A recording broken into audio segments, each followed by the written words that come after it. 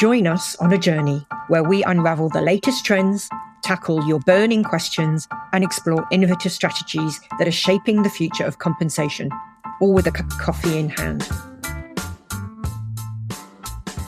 Hello, and welcome to another episode of Comp and Coffee, where we serve up fresh insights on all things compensation, HR, and rewards. And I'm your host, Ruth Thomas, and today we are taking a trip through time, looking back at how compensation has evolved from binders and spreadsheets to AI-powered tools with predictive insights. We'll explore the key milestones that shape modern compensation practices, reflect on lessons learned, and dig into what's coming next. Plus, we've got a special segment recorded live at WorldatWork, where we ask both our customers and our own HR and comp team to share their perspectives on the future of pay. So whether you're a history nerd like me, a future thinker, also like me, or just here for the coffee, probably like me, stay tuned for a rich discussion on where compensation has been and where it's headed. So for this episode, we are going to start with where we were in terms of compensation trends and history. If you joined us at WorldatWork in Orlando and you visited our booth, you would have seen the history of compensation on the wall of our stand, something that really fascinates me.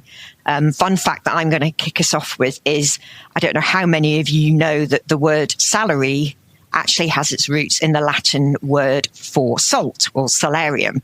And that's because salt was really the very first form of pay, and Roman soldiers were paid in salt because it was an expensive commodity at the time. So that's kind of really where it all started. And when I founded Curo Compensation, the name I really wanted to call the company was Salt Systems, but that name was already taken up. So we ended up bizarrely with the name Curo, but there we go. So that's your fun fact. Now, to join me in this kind of look back, I'm really excited to welcome Ashley Tamala to the podcast today. Ashley, welcome. Can you tell the audience a bit about yourself? Yeah, absolutely. Thanks for having me. I lead our US-based compensation consulting team here at Hub International.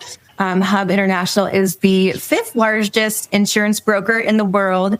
And our compensation consulting team helps clients across the U.S.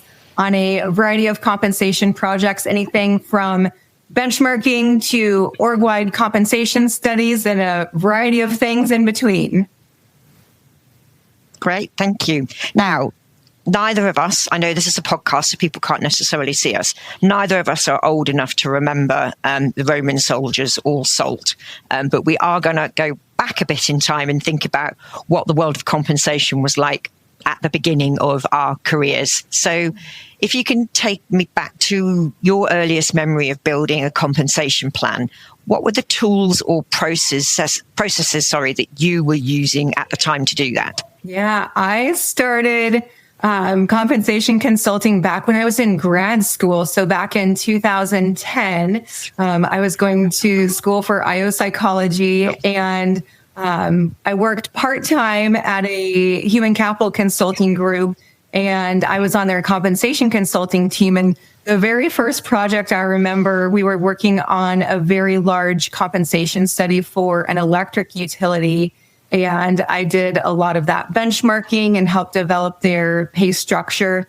That particular client, I remember, they were in a pretty good spot. They already had a market-based pay structure in place. So the project that we were helping with was more about ensuring they had competitive pay ranges. But I do remember from that project, we had some online interactive benchmarking resources that we used, still had some of the good old PDF annual type surveys that were in place as well at that time.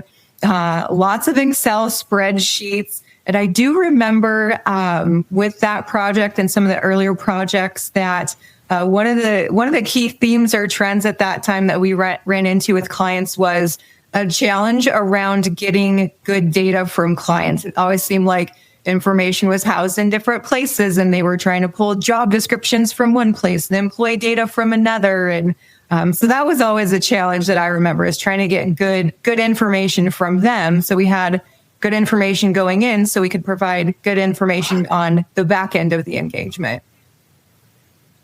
Yeah, I think I do remember a lot of Excel work. I think when I was doing similar work, a lot of green binders for salary surveys. Yeah.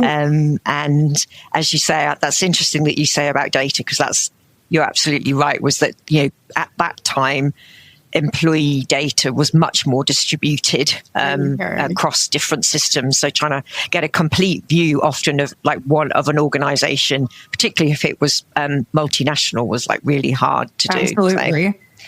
So if you can think back to that time, what job evaluation methods or pay structures were considered best practice back then, and have they stood the test of time? Yeah, I would say back then, so back around that 2010 timeframe, market-based pay structures really were the focus. Prior to my work in the comp field, it seemed like there was more of that initial focus on point factor, and then, around the 80s, 90s, more of a shift to market-driven work and market-driven pay structures. And then really in, 2010 or so thereon became a lot more market-driven, fully market-based. So I would say that certainly stood a test of time, at least here in the U.S. I certainly understand that different countries do things differently. Some even today have more of a focus on internal job equity, job evaluation, whereas in the U.S. here we're very market-driven in today's world. And I would say that's really stood the test of time since about that 2010 timeframe going forward. Yeah, and I think we definitely in the US had that shift kind of away from pay ranges to job-based ranges. And now with the kind of pay transparency, it feels like we're moving a little way back to pay ranges again in the US. Whereas in Europe, kind of where I'm based, pay grades have stayed more the test of time. And as you say, job evaluation has stayed more the test of time, I think. But yeah, definitely kind of shifts over the time in terms of how people have used them. The other one I was talking to someone while I was at conference was about broadbands. That was something, that became very popular and maybe is, apart from a few sectors, hasn't necessarily stayed the test of time. Yeah, I think a lot of people found broadbands more challenging just with how wide the ranges were and some internal equity concerns, compression, I think the administration and management of broadbands was a potential challenge for people. Yeah. Now, pay equity is a hot topic today. And for many of us, we have pay equity solutions that help pay equity technology that help us to do that analysis. But how did organizations think about managing pay equity earlier on in your career or earlier in the time you were engaging with clients? I would say earlier on, pay equity was a lot more focused on equity at the job level. So looking at internal equity from one job to the next. So do all of our director jobs tend to lump together into the same pay grades, our managers? Whereas today, I feel like pay equity is truly more about equity at the employee level. So looking at paying like pay for like jobs, but then taking it one step further and looking at the individual who's in that role and seeing if there is actual pay equity difference based on any protected class or other characteristics. So I feel like that's certainly more evolved, more to focus on individuals. And I think maybe some of that is possibly coming off of those prior point factor approaches where everything was very focused on job value and job equity. And then it shifted, like I said, more to the employee. And I think too, back in those days, there was a lot more subjectivity around evaluating pay equity. When we didn't have the technology that we do today. So I think a lot of it too was more reactive in response to concerns, whereas today it's a lot more proactive, a much more strategic priority that organizations are very focused on getting out in front of rather than being responsive to.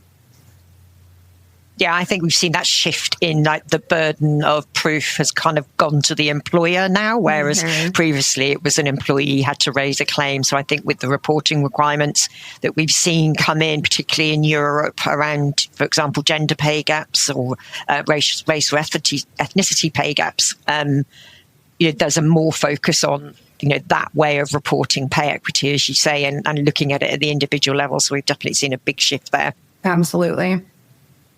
Now, I mentioned green binders earlier on, but what role did salary surveys play in terms of shaping compensation decisions? Has that changed? Has it evolved from when you first started in your career? I feel like the data itself and the importance of the data hasn't changed. I feel like when I started, data was always a big thing, very much focused on data-driven decision making. But I feel like the format and the way in which we receive that data, the comprehensiveness of that information, how customizable it is. I remember back in the day, it was challenging to benchmark jobs and look at different cuts of data where you could only look at employees in one cut of data, and you could look at revenue in separate cuts of data. And really now we can have a lot more customizable data where you can layer in multiple scope factors, if you will. So different combinations of geography, industry, and company size, whereas before you'd have lots of different rows of data in your analysis. So formatting is certainly much better, a lot more user-friendly. But still, I feel like the importance of data has always been there. We just have it's much more streamlined and easier to access and keep up to date. I remember too, in addition to all the Excel spreadsheets, there were a few platforms that we used that had a quarterly disk that they would send you in the mail. So you would have to download that to your computer to get your data updates. Whereas now, obviously, it's a click of the button and there you are with current information, or a lot of the systems to just refresh automatically. So definitely nice to not have that hurdle to jump over anymore. Yeah. So in many ways, it's, salary data hasn't changed that much. It's still the bedrock, of your kind of like your compensation strategy. But as you say, the ways in which we access that data has probably changed. And of course, there's lots of new data available. We are in the data age. So, beyond traditional salary surveys, we have job postings data, now available, and then other providers such as ourselves at PayScale, where we're also bringing HR reported data as well. So I think that, with this massive data explosion, which in a way adds more layers of complexity when it comes to thinking about benchmarking. Then making everything too, just being so much better with, user friendliness, point and click, like the modeling is so much faster. You want to look at a pay structure with, different characteristics, different differentials, different range spreads. What if we're trying to get everybody to a certain comp ratio? Everything is much, much quicker and much easier. So we've been doing a bit of reflection. Looking back, is there anything that you wish we'd left in the past that still lingers today? I have a really good one for you, actually. And I thought we had already left this in the past. Like I shared, the tools that we use, most of those are online interactive platforms. We use a variety of tools for benchmarking. And I did have a client come in the other day, though. We got a new client, and it is a smaller organization, and they asked when we were gathering all of the background data to do their compensation study.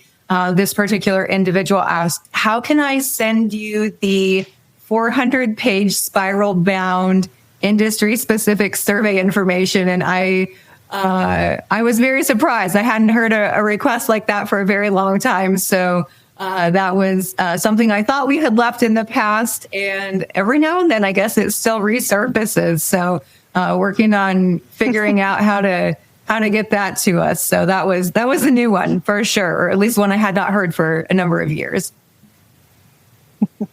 Yeah, that's very funny. Yeah. So yeah, progress in some ways, but progress maybe not in other ways. I think they had to end up unbinding it, taking off the binding, scanning it in. So it'll be interesting to see how user-friendly that one is when we take a look to see how that data compares side by side with our other tools we use.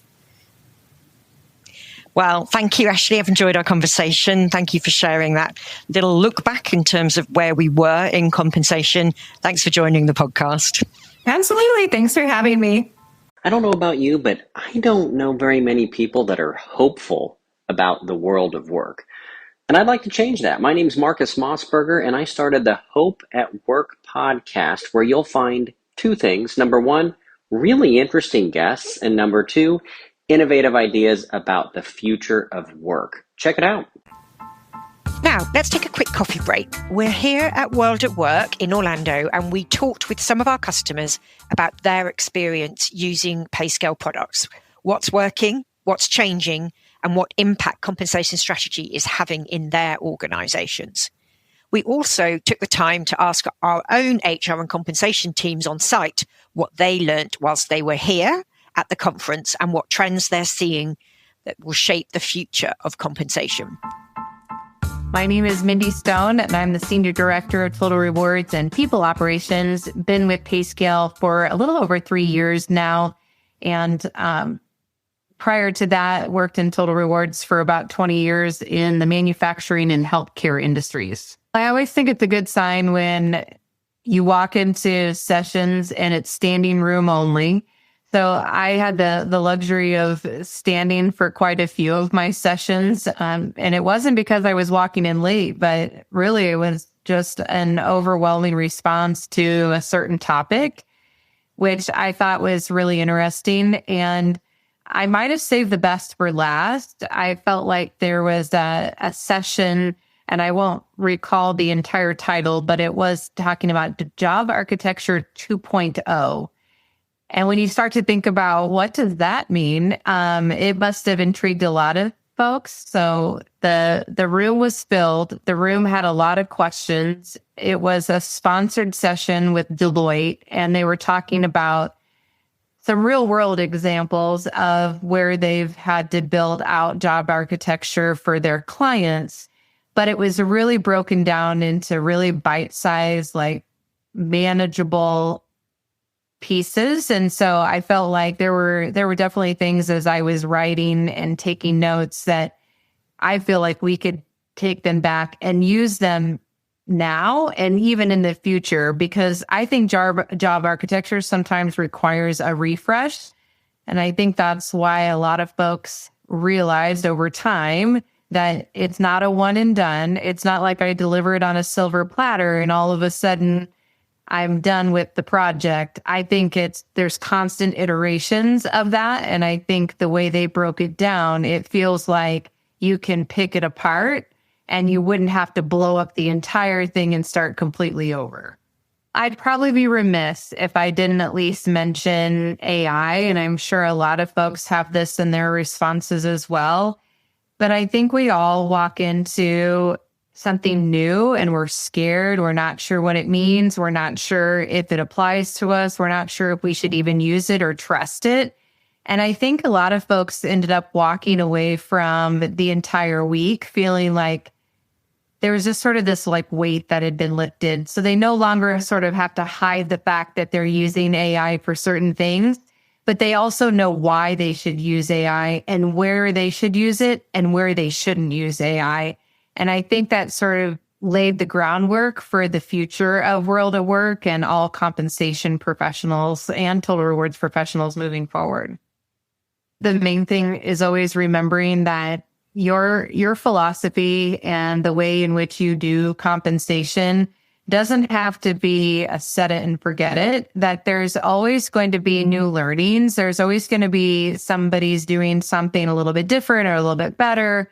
And I think there's an openness to that, to learning from others. And it's not a feeling of I'm stealing information, but I'm really helping, I'm collaborating. And everybody I ran into across the board was really open, and the opportunity to really share was available. And I think the networking was really strong too. So I thought that was a real positive. My name is Michelle Maynard. I'm the lead compensation analyst here at PayScale, and I've been here a little over 3 years, and I do all of the compensation activities internally for our PayScale employees. My two favorite sessions were actually the opening session with Dr. Marcy Russell, the economist.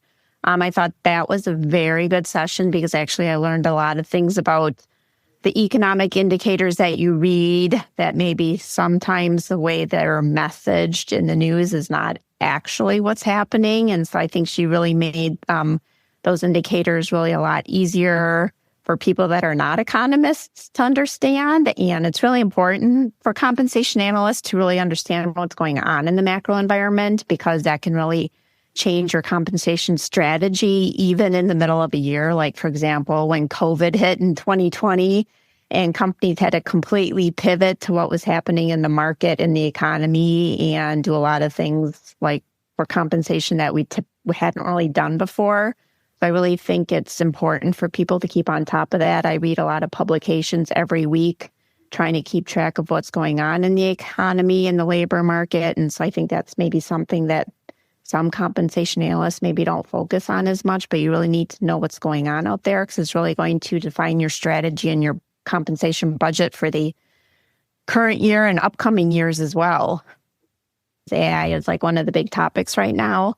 So I did attend a couple of sessions on AI. And I do have to say that the session that our own Dr. Sarah Hillenmeyer put on the last morning of the conference was really good. And I heard a lot of comments after that because she showed specific examples of how people are using AI right now to streamline their jobs and to make their jobs more efficient. Because I feel like a lot of the sessions that we've attended on AI in the last couple of years has been like a lot of theoretical and like, this is probably what's going to happen. And these are things you should think about doing. And she like physically demonstrated in the session, like use AI to help create a job leveling structure, at least a framework for it. And then you could perfect it from there. So I did hear a lot of people commenting that they really liked those real world examples and showing you actually how to use AI in your job and not just the theory of it. So those are like my two biggest takeaways from the conference this year. I think the one thing that every comp professional should know, especially people that are new to compensation, is something that my first compensation manager told me over 10 years ago when I kind of moved over to compensation from other parts of HR, that compensation is an art, not a science. And I think people need to keep that in mind because, yes, there's all kinds of data that you have. There's all kinds of market pricing information. There's all these systems that we can use. And it's definitely important to make informed decisions and to have data to back up your decisions. But you also have to use your intuition with things because not everything can be totally formulaic. There's always exceptions for everything. So I think compensation professionals just have to keep in mind that, yes, you need to be analytical and you need to be data-driven, but you also need to be flexible as well. There's a lot more creativity in compensation than people think there is. I think some of the strategies that they can use is like if you do have access to systems such as like pay factors or market pay, a lot of what Sarah Hillenmeyer's team is working on is all of the AI data analytics and using AI to fill in where there's gaps in information. I just think knowing all the tools that are out there to help you make informed decisions, especially if you're looking maybe at like traditional sources of data and you can't find the data you need because maybe that data is not available in your local market, if you have more of a local pricing philosophy, or maybe you're trying to find data for like a niche job that's just kind of emerging. So not a lot of companies have that job yet. So maybe there's not a ton of data available. I think people just need to realize that we've kind of moved beyond the way it used to be where you had the traditional surveys from all the major survey houses and that's where you got all your data from. And if data was missing, then you're like, well, kind of go back to your leaders and you're like, I don't know. I don't have information on this. So I think people just need to really, embrace the fact that I think AI is here to stay, well, whether we love it or not. So let's embrace AI for the positives that it can bring and how it can make our jobs easier, just to find information that maybe was not easily found before. Okay, so my biggest takeaways from World at Work this year, I think we can reflect on what the key themes were: the integration of AI into reward programs. We talked a lot about AI, the continuing importance of pay transparency, and then this issue of managing compensation spend against the background of economic volatility that we're facing, and particularly with things like increasing benefit costs, putting more pressure on compensation budgets. And then there was a lot of discussion emphasizing the significance of aligning total rewards with organizational goals in order to continue to drive employee engagement and retention. I think overall, if I took one takeaway, it's that the role of managing compensation has probably never been more complex than it is today.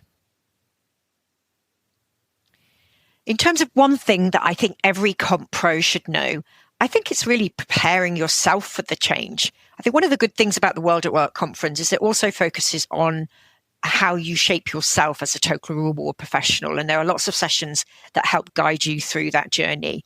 And I think looking at some of the sessions here this week, focusing on core future skills like analytical thinking, resilience, flexibility, and agility, I think are some of the things that I think we should be thinking about in terms of preparing for the new world of total rewards. In terms of a strategy or tip that I think comp pros should be thinking about today to make more confident compensation decisions, ultimately it's data-driven decision-making is key. We've always been good at data in compensation, but now our role needs to be more than just data processing and more about unlocking insights from data and to address the challenges that we're facing in today's world of work. It's really a time for us to think about shifting the role we play in organizations up the value curve and shifting from compensation transactors to strategic innovators. And I've talked about that shift before. I think lots of great takeaways that were had this week at World at Work. My name is Morgan Print, and I work at St. Charles Health System, and I'm the compensation manager. Well, doing everything manually in Excel was always troublesome because it just resulted in a lot of manual errors, as well as just it was very, very time consuming. So by moving into PayScale and using the market pay tool, we've been able to eliminate all of those manual errors and really just save so much time that the team was otherwise spending. We've been able to also reduce our headcount on our team. So if we've had somebody that's left the organization, we've not necessarily had to backfill them, or we've been able to utilize a team member and push them over to another part of HR where they can be of service to another team. So we've been able to have some cost savings from an FTE perspective. What other tangible wins have we had by utilizing market pay? AI functionality has been extremely useful in terms of market matching. So less of that searching for market matches and having the tool recommend those matches for us. I would also say that the survey participation cycle is just that quick now versus taking several weeks or months to manually do all those matches and VLOOKUPs with Excel spreadsheets to get our survey participation ready each year. PayScale really helps us with our confidence and our compensation practices because we can do things, I would say, just in time versus maybe waiting or spending several weeks or months on analysis. We can do things just in time as we have requests from leaders or executives to pull information on a certain group of jobs or certain department of jobs. It's much, much easier and saves us a lot of time that way. Working with the PayScale team has been great. They've been extremely responsive, extremely kind. No question is a dumb question, which has been very, very nice. So they have had a lot of patience with us. The tangible result of using PayScale is that it really does just pay for itself. I would say that the service that is being provided and what you're paying for it is less than what you would pay for a comp analyst FTE. Alyssa Furlong. I work at American Equity, and my title is Compensation Program Manager. Some of the challenges that I experienced before using PayScale would be just the massive amounts of Excel spreadsheets and not having data in one place and having different ways to cut data in an easy way. Some of the tangible wins that I've seen from partnering with PayScale would be, and PayFactors specifically, would be the total reward statements. We rolled those out last year, so it's been 2 years now, and it's been well received by employees. I don't think they've seen on paper the value that our benefits bring. So to be able to put a dollar amount behind that and even just bullet some of the things they don't realize that we offer and have it sent to them and be available for them to review, I think was a big win for us. A way that PayFactors has helped me build confidence in my compensation practices would be all the data just readily available and being able to cut it and look at comparisons or even location differences and have all the data there and being able to support and back up my decisions and recommendations that I'm making. Working with the PayScale team has been great. No complaints. I've been using PayScale and PayFactors specifically for about 5 years. So throughout the different products that we've used, I've had experience of working with quite a few people. All been friendly and available and make recommendations on how we could do things better, which is something I appreciate. Something that we're looking forward to that PayScale is going to help support is we're rolling out Job Description Manager. Right now, our job descriptions are everywhere. Like and mostly in Word, but we have a lot of work to do to get them automated, and I'm really excited to make them available to managers and then likely employees as well. That's not a level of transparency we've had in the past, so I'm looking forward to that.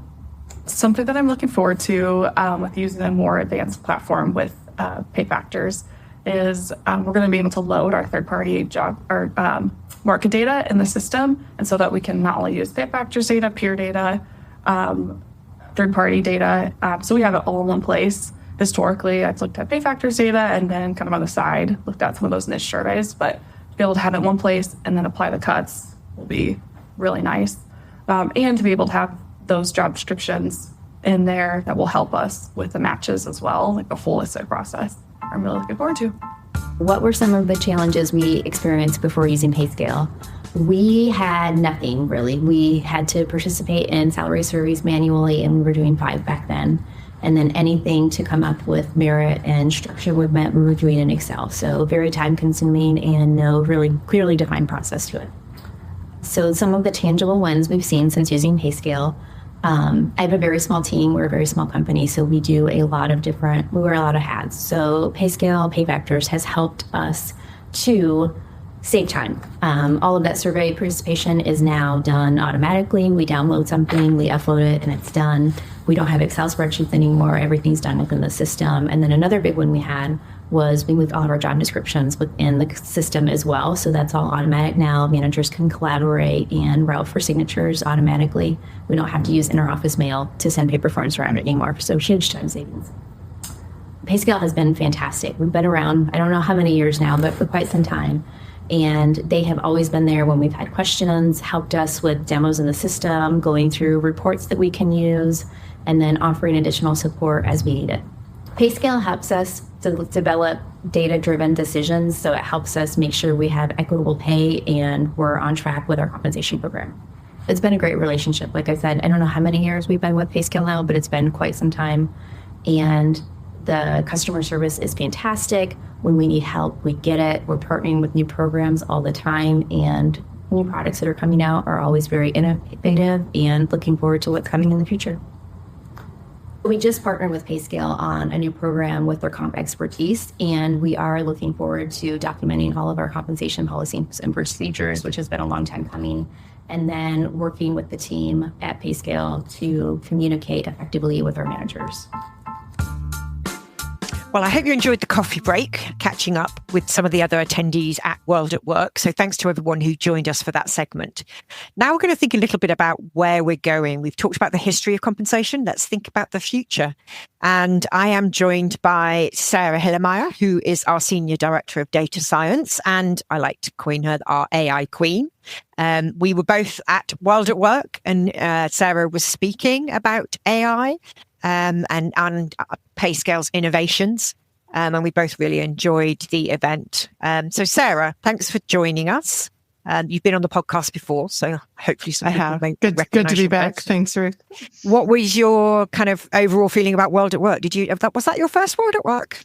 That was my second WorldatWork. Second. I was not in Cincinnati last year, but I was in San Diego 2 years ago. Really exciting, of course, to be surrounded by comp people and total rewards people that care so much about the work that they're doing, work that I think is incredibly important for the world, and to see the curiosity and the sharing that happens at these conferences. This year was the first WorldatWork that I'd been to where I could fill my entire agenda with talks about AI if I wanted to. I did go to some other things to break it up, but there was a nonstop AI set of sessions that I could attend. And that's an exciting shift to see in this domain. Yeah, definitely some real use cases. I mean, obviously we've got our own roadmap here and our own innovations happening here at PayScale, but definitely this is becoming something that is being incorporated into compensation management solutions now. So, I mean, you mentioned AI. How do you see it having impact on compensation in the next 5 years? Where do you think we'll be in 5 years' time? I think one of the first things that's really going to happen, and this comes from the leapfrog advances in large language models, one of the things that large language models have gotten very good at doing is writing code. And we typically think about that as something that software engineers do to generate a SaaS product or a program. The other place that code is really, really helpful and useful is in querying databases. So one of the things that I think will shift over these next few years is that those LLM tools will democratize the access to data analysis and processing.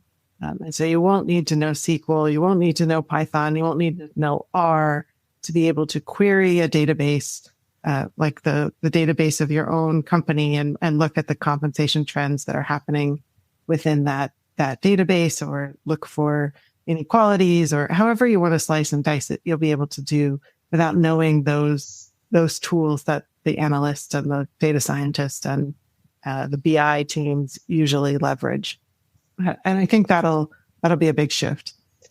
The next part that I think will be transformative, and we're on this path already. So this one is not a crystal ball, like this is the way the train is going. It's a pretty easy prediction, is that AI makes it easier to ingest different kinds of data, normalize them, and process them. And so things like within PayFactors, the peer auto match model, which allows us to take real-time feeds from HRIS systems and get them matched and normalized to our taxonomy and processed such that we can turn around that data and give a near real-time view of the market using AI tools. That wasn't possible 10 years ago. That was all being done manually, and it was taking a year to aggregate a survey and get it turned around. So all of that is getting faster and faster. And that means that the data sources that we think of as being very, very trustworthy will still remain trustworthy, but they'll be able to be more real time. So we'll have a better pulse on the market in compensation and from lots of different angles, whether it's that HRIS data feed or processing job descriptions and postings or offers, and all of that's just going to get faster. So you're going to get a more real-time view of what's happening. And then go ahead. No. Sorry. No, go ahead. No, you go. The last area that I think is ripe for AI innovation and value, not just in terms of efficiency and getting the work done faster, but using AI to help make better decisions, is around the data-driven ways to extrapolate and interpolate from data that exists into the scenarios and the edge cases where there isn't necessarily data, whether it's because you're hiring the first nurse in a town like Flat, Alaska, where there's nothing to compare to, using AI and AI tools to help make those, do that triangulation in a very data-informed way, I think will be a game changer for compensation. So I guess there was kind of two follow-up questions I've got to that. One is, so do you think that most of the work that, say, a compensation analyst does today will be automated by AI in 5 years' time? Depends on what you mean by most of the work. I think that the process of matching jobs and finding benchmarks, that's going to be mostly automated, or you'll get human in the loop tools that make it like doing a Google search where you've got pretty good search results and maybe you're deciding there. That's obviously not the only value that compensation analysts bring. So I think that part and the crunching numbers, that all of that is going to get more and more automated. The tools are going to get better and better. There's still value that we need compensation analysts for, certainly in terms of making a decision about, let's say you were trying to decide how many different geographic policies your company should have, right? Should you have a different pay for every city that you have an office in? Should you have a tiered system where maybe you have a high cost of labor tier and a low cost of labor tier? Should you have 4 tiers? That kind of scenario modeling intersects not only with the numbers. AI will be able to tell you what the cost is of those things, but also your strategy of what's important to your business and what's the human cost of changing this policy. All of that is still a very, very human task. And those compensation analysts that can learn to adapt to and use the tools that help make the grunt part work of the job easier and faster and better are poised to make much better recommendations back to the business about those kinds of scenarios and trade-offs that involve not just the numbers, but that intersection with their company's goals and their company's pay philosophy, and help make guided decisions about those pieces. Yeah, 100% agree. And you know, in that context, you've got a world of complexity as well, because there's more data available. You know, we're probably going to keep the circle of data that we're going to start to use to help inform compensation decisions is just going to get bigger and bigger and bigger. And so having the ability to have AI enable processing the data and also enabling the workflows for you so that you can then, as you say, spend your time thinking about the business scenarios that, you know, the problems that you're trying to solve for the business, I guess, is that's where you'll probably be spending more of your time, which, you know, is exciting, I think, for anyone doing that role. I hope so. So we have been talking a lot about confidence here at PayScale. We unveiled our new brand at WorldatWork, and helping organizations achieve confidence in compensation is one of the key themes of our new brand launch. So as our data queen, how can data help build confidence in compensation decisions for both HR leaders and employees? Yeah, I love this question, in part because it's like asking a whale to describe water. You know, I think of data as the backbone of decision-making for most businesses, and compensation and HR has been one of the slower areas of business to really latch on to that in the same way. But I think as you speak data as a compensation person or CHRO, you're now speaking the lingua franca of the business. You're saying, here are the trade-offs that we're making, and here's why. And that can be a nice way to make your case and to help make good decisions in the business. And I think the pieces that will really help build that confidence in the decision, rather than, you know, how that relates to the business and conveying it back, are that more dynamic and real-time view of the market, so that if you're paying X, you know that X is where X is on the within the market range. Am I a high payer for this role in this location? Am I paying a little bit below the midpoint of this role in this location? And even just knowing that piece can help unlock some of the other signals within your business. If you know that you're paying below the midpoint and you're seeing high attrition, for instance, that gives you a place to inspect and say, okay, well, am I losing folks more than I expect because the pay is low, or is there something else going on here? So I think it gives a map of certainly can help guide and make better decisions. That's the first part. But also, if you're making decisions based on data, there's a record of that and a record of why you've made that decision, which is inspectable and also repairable. If you decide, okay, I'm going to pay at the 60th percentile because I think it will do X for my business, and then you don't see that outcome, by taking this data-driven approach, you can go back and say, actually, it didn't result in the outcome that we wanted. Let's pay at the 70th percentile, or let's knock it back. And we think maybe we don't need to overpay from the midpoint of the market.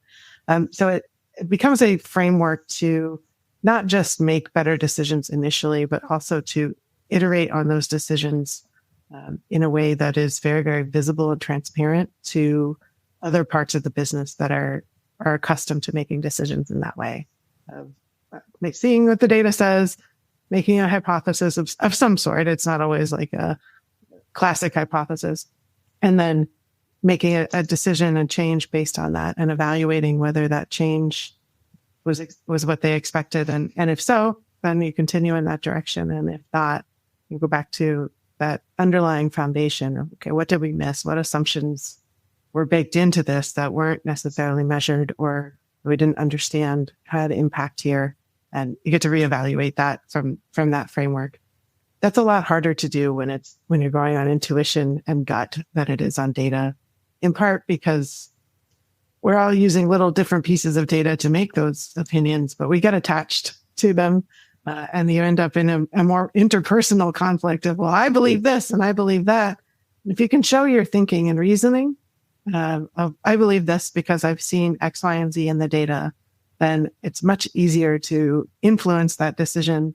And it's much less personal. It's much more, I believe this because of this, gives people a chance to interrogate that thinking a little bit and to make sure that kick the tires on it and understand what that means, and to guess and check those assumptions without necessarily having it be your personal belief that's under attack. So I think it facilitates much better decision making and iteration and progress, not just a single decision. And in the age of paid transparency, much more explainable. We're having to explain the decisions that we're making, not only in, normally that always used to be to managers or to senior leaders, but we're also having to explain that to employees now. So I think that explainability helps to fuel data conversation, fuel pay conversations, and kind of give you more confidence in being able to tackle those conversations. Great point. Yeah. So you were talking about some of PayScale's new product innovations at WorldatWork. Do you want to kind of give us a quick overview of some of the new and exciting functions and features that we were sharing with the audience at WorldatWork? Sure. We got a great reception to sharing these in the demo showcase at WorldatWork. Lots of standing room only. People were turned away at the door, and a great follow-up conversation back at the booth later. The types of innovation that we talked about come in a few different categories. One was around improving the experience of searching and matching to various data sources within our products. If you're trying to price your client jobs against whether it's our data sets or a data set that you've loaded from a third party into our system, making that process just easier and saving time there. So an efficiency tool, not necessarily making it better, but making it faster to find what you need in those large catalogs of jobs. The other area of innovation that we talked about at WorldatWork and we recently launched is a tool that helps make better decisions. So now we're not talking about just efficiency, talking about being more effective in your role. And there's a data product and an experience that are tied together right now. The experience is called Explore, and it's a feature in PayFactors. If you're from a tiny company, you can sign up for a free trial on our website and see it for yourself. If you're a larger company, you might have to go, and you're a PayFactors customer, you already have access. There's some middle ground. If you're a large company that wants to try it out for free or for low cost, there's some options there. But the way that Explore works is it leverages the underlying data set from Peer, which is a near real-time data product that's collected via HRIS data feeds from our customers and aggregated and normalized to a taxonomy with about 5,000 jobs in it. What the Explore feature allows you to do is search that taxonomy really easily. We call it a semantic search. And instead of needing to know what the job titles are or keywords from the job description, there's a really nice toolbar, search bar, where you can type, I help dogs and cats, and you get animal groomers and animal technicians and vets. If you type, I write code, you get programmers. Hilariously, if you write makes money, you get investment bankers and traders. So much easier to find the jobs that you need. And then the results page gives you a market data range for any of those jobs in any location in the US. And there are 30,000 of them to choose from, cities and states and metros and regions in any industry that you want to look at and any company size. So whether you want to look at company size by the number of employees at the company or the revenue of the company, or especially if you're in finance, the assets under management, you can filter that way. And it will show you not only the market data, the market range for that job in that location and industry and company size, but also the different components that help make up that market range. Like, how is location impacting the pay of this role? How is the industry that you chose impacting the pay of this role? How is the company size that you chose impacting the pay of this role? And there's some really neat modeling under there. We actually just filed a patent on it because we had to invent new math in order to do this really well in the context of compensation. And some things that stand out are that with this product, we're learning those impacts of location and industry and size at the job level rather than a job agnostic differential that applies to all jobs. And it becomes really important for jobs, especially on size, where the company size doesn't necessarily impact the pay for all jobs equally. If you're working at a huge company as a compensation analyst too, you make about 4% more than if you work at a mid-sized company. If you're working at a huge company as a compensation director, you make about 20% more than you do at a mid-sized company. So it really doesn't impact all jobs equally. I call it the Walmart effect sometimes. A cashier at Walmart doesn't make a lot more money just because they work at a big company, but the CEO of Walmart makes a lot more money than they would at a mom and pop grocery store. And so the new math that we have invented and patented helps us capture that variability more accurately and give you a really good job-specific view of how company size and location and industry affect pay for those roles. So I was really excited to be able to share it at WorldatWork. We had a lot of excited current customers, a lot of excited new customers. We've seen a huge amount of traffic to the tool over the last month, much bigger than basically anything else we've ever launched. Thousands of people a week are checking it out. So I encourage you to check it out too. And then tell us what you think if you get a chance. Thank you, Sarah. So that's PayScale Explore experience, which you can find in Pay Factors, and you can find as a freemium experience on our website. And PayScale Explore is powered by PayScale Verse, which is our new AI augmented data set. Well, thank you very much, everybody. That's a wrap on this special episode of Comp and Coffee, where we took a walk through the past and a glimpse of the future of compensation. We spent time reflecting on how comp used to be managed with manual spreadsheets and big green folders of salary data. And now we've kind of had a look into the future where we're starting to think about how AI, predictive analytics, and pay transparency are really reshaping how organizations think about rewarding their people.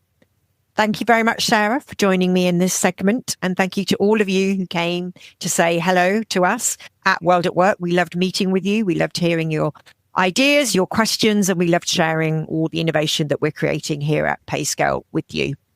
If you have any questions or any thoughts about future content for Comp and Coffee, you can email us at coffee@payscale.com. Thank you very much.